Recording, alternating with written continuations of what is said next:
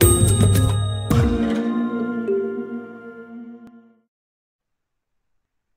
hi everyone. In this video, we'll be looking at predictive supervised machine learning scenarios. I hope you all have watched my previous two videos in which I have explained what do you mean by predictive and what do you mean by supervised. So in this video, we'll be covering what are the different scenarios. So let's see one by one.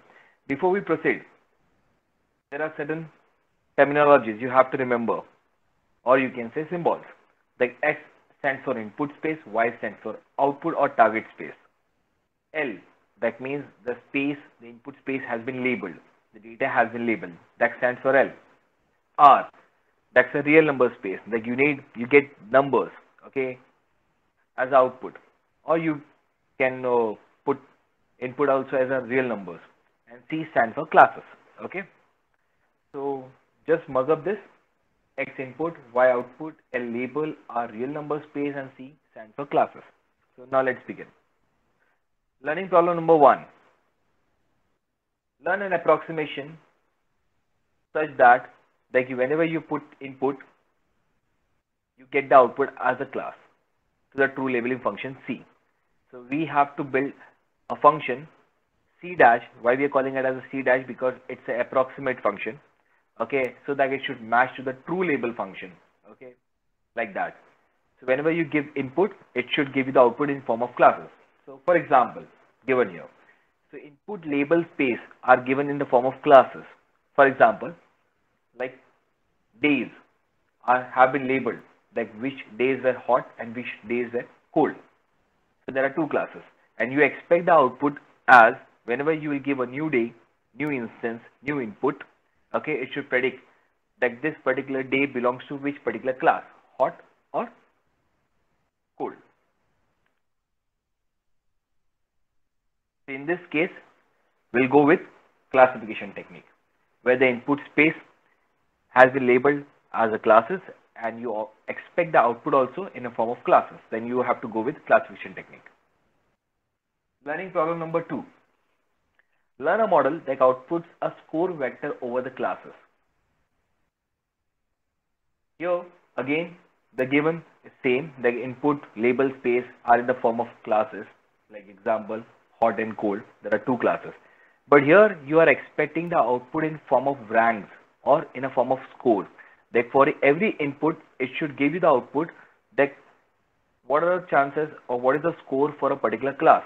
Let me explain you. You all can see the output here that Y is equals to R real number space which raised to C, that is number of classes. So in our case there are number of classes are 2, that is hot and cold. So if you have got the input space label space like this, okay, hot and cold, so whenever we give the new input like X, so output should come like this. Okay, it's a score vector. Okay, it gives the score that what are the chances, okay, that particular instance or input example belongs to which particular class. As you all can see here that plus 40 is acting as a score for hot class and minus 10 is acting as a score for cold class. And it depends, if the number of classes will get increased, of course you will get, if there are 3 classes, so you will get 3 values. So that's why we are calling it as a score vector here. So for this learning problem, we have to use the technique called scoring and ranking. Learning problem number 3. Learn a model that calculates the probability vector over the classes. It also works in a similar fashion, and the given data is again similar, that the input label space in form of classes, for example hot and cold, 2 classes. But here you are expecting the output as a probability, like what are the chances of this particular instance having like probability belonging to hot class or cold class, something like this. So whenever you give the input, okay, it will give you the probability. So looking at this example, you can say like that, like 0.70% chances are there that this particular X instance belongs to hot class and 0.30 belongs to 30% for the cold class. So whenever you want to learn a model that calculates the probability vector, then you go with probability estimation technique. So this was the third scenario. Learning problem number 4, the fourth scenario. Learning or learn an approximation function f dash which takes the input and gives you the real number value. That means, you people have seen in the previous three scenario where we were expecting the output in form of classes, the labeled data input was also in the form of classes. Okay, here the input will be in the form of real numbers and output also will be in the form of real numbers.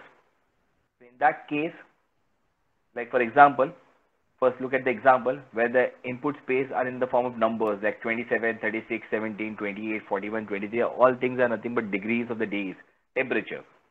And you are expecting the output target space as again score vector over the classes, real numbers, like that.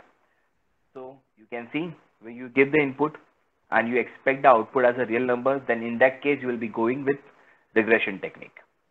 To sum up, let's understand by looking at this matrix. When the label space in the form of classes and the output you also expect that it should also in the form of class, then the task should be classification. When the label space or the input space in the form of class and you expect the output in form of real numbers, then you can go with the scoring and ranking technique, which you get the score vectors. When the label space in the form of classes and you expect you should get the probability, that what are the chances of this particular instance belongs to which, the probability of respective probabilities of each and every class. Okay, whatever count of the classes you have got, then you go with the probability estimation. And last, when the label space is in the form of numbers, real numbers, okay, and you expect the output also in the form of real numbers, then you go with the regression techniques. That's all guys from this video. If you really like this video, press like button and do subscribe to our channel. If any queries or suggestions, do comment below. For more such updates, follow us on Instagram and Facebook. Thank you.